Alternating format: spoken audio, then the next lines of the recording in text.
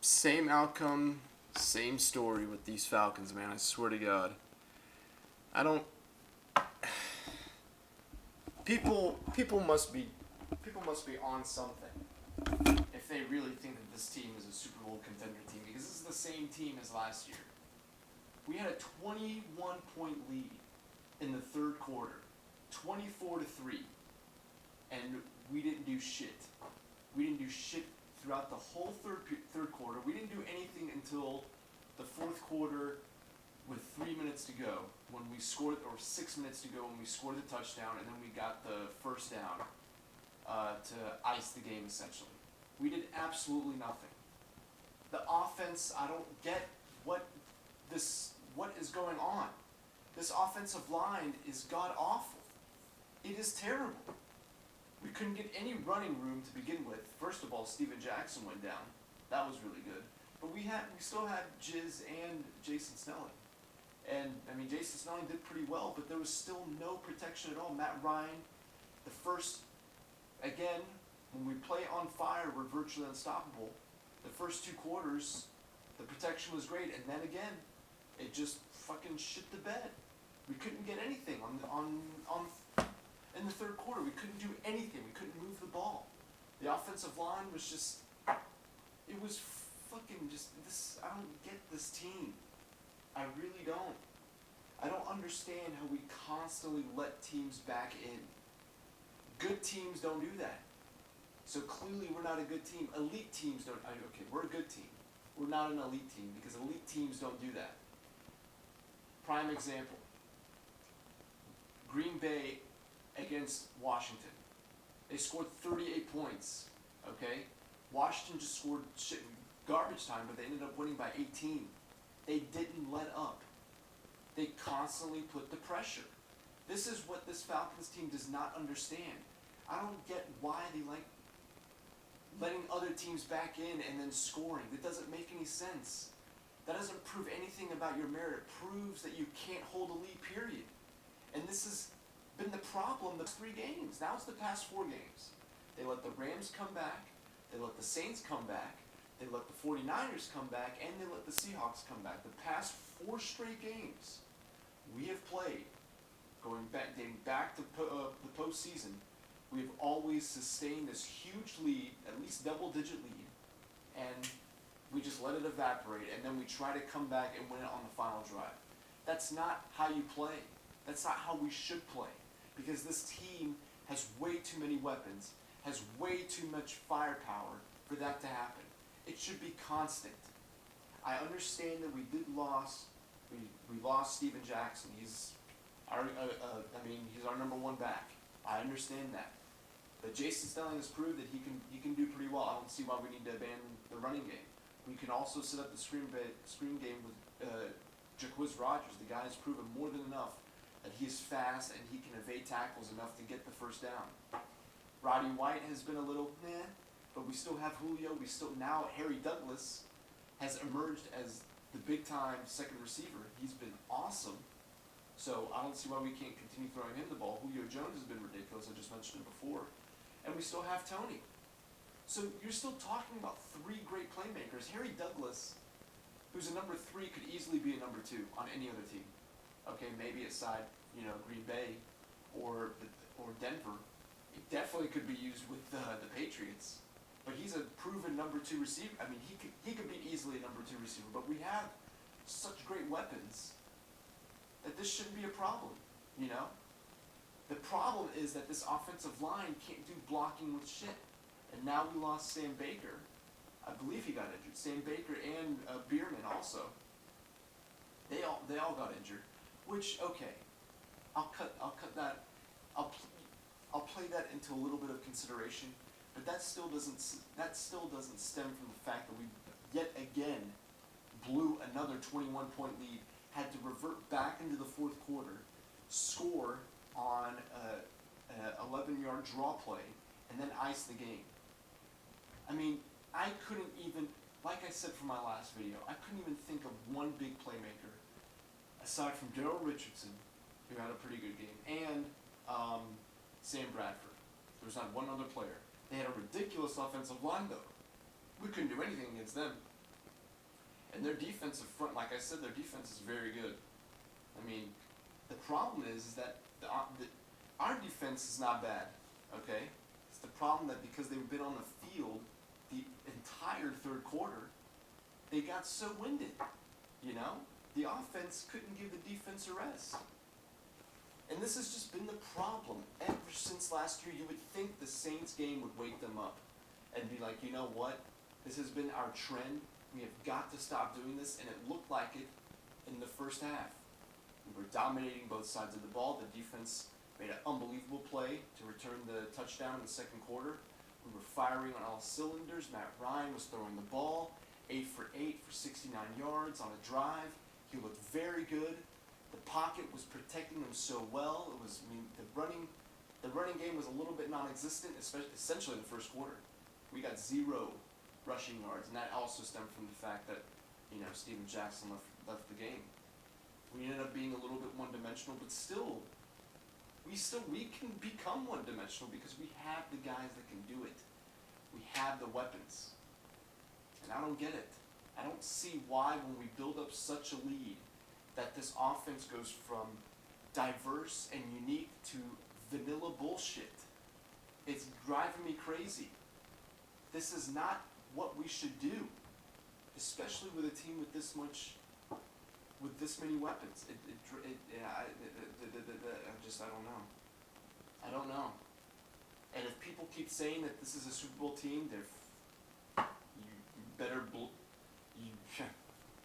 you're living in cuckoo land, because we're not a Super Bowl team. This is not a Super Bowl team. I know it's early, but this is the same stuff that we've been through the past 2 years. It's the same thing. I understand Matt Ryan in the clutch, maybe so, in fourth quarter. Fourth quarter is his bread and butter. The past 2 games haven't. He lost in the Saints game, and he lost in the 49ers game. Both big-time games we could have used. We could have been 2-0 had we played normally. I don't get it. I just don't understand what the problem is with this team. I don't. You know, if Arthur Blank wants to make us happy, or if Coach Mike Smith wants to make us happy, we actually put together a good game and win by more than 6 or 7 points. Let us have at least a 10-point win. You know, I honestly can't think of the last time we had a 10-point win aside from the Giants game, where we smothered them 34-0. I honestly can't think of one since last year that we've beat a team, pounded a team. We haven't done that. We honestly haven't. Give me a double-digit win, and maybe we'll start talking about diving deeper into the playoffs. But if you're going to continue giving me these 3-point and 7-point games, it's going to be the same outcome. And people are going to continue saying, what's wrong with this team? It's because we cannot put together a game where we keep our foot on the gas. That's been the problem. We constantly let teams back in. We let them score on the drive. It became 21 or 24-10. Like, okay, fine. We still have a 14-point lead. You know, not too bad. They score again. It's the same drive. The very next drive, they scored on 3 straight touchdowns. They had 3 straight scoring drives. All touchdowns. And you know why? Because the offense couldn't give the defense a rest. They scored on 1 drive when it was 24-17. They made it 31-17. And then they just drove back down the field again. I don't get it. I just don't. I mean, I give credit to Jeff Fisher. I mean, he's a good team. He was 4-0 prior to this game, you know, against us. Now it's 4-1, obviously. But either Mike Smith, you put together a good game, or you give us free blood pressure medication. Because I honestly cannot take this anymore. Having a comfortable lead and then having it slip all away in the fourth quarter, and then have Matt Ryan come back and win it. It's constant, because you know why?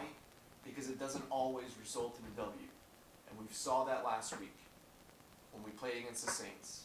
It does not always result in a W. I don't know why we continue to play this style of close games. It's not, that doesn't constitute that we have strong will or we have a great team. It constitutes that we blow leads.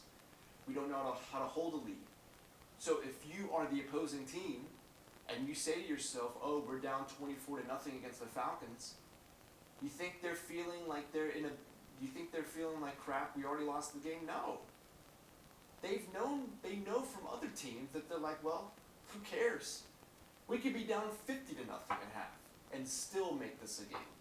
Because we know the Falcons will end up coughing up the lead. So at this point, they kind of have more momentum because they're like, well, you know what? Let's go. Let's prove it. Boom, drive down the field 7 points. 3 and out. Boom, let's drive down the field 7 points. Already they scored two times. So if I were the other team, why would you even worry? Why do these announcers care about, oh my God, they're down 21-0. Oh shoot, might as well sum up the game. Start putting in reserves. It doesn't matter. The Falcons, if you're playing against the Falcons and you're up 24-0,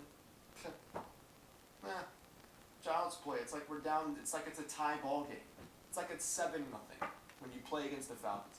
You have to consider that for every 3 touchdowns, I feel like you're essentially down 1. So if you're down 21-0 to other teams, it's like, well, we're only down one score. Because we know once the Falcons enter the third quarter, once the Falcons get out of first quarter mode, they like to start off fast. It's like, oh, we're here. Oh, let's sustain it. Oh, this is the second quarter. Oh, we're still doing good. Third. And then we make a little peak to win the game at the very last minute. So I don't get it. Like I said, until this team proves, even last year when they were 11-2, or when they were 8-0 before the Saints game last year, I didn't think they were a Super Bowl. Everyone keeps saying we were one play away. Do you honestly think that we could have beaten the Ravens last year? Hell no. Hell no, because we would have probably done the same thing. So, honestly, it's getting stupid. It's getting ridiculous.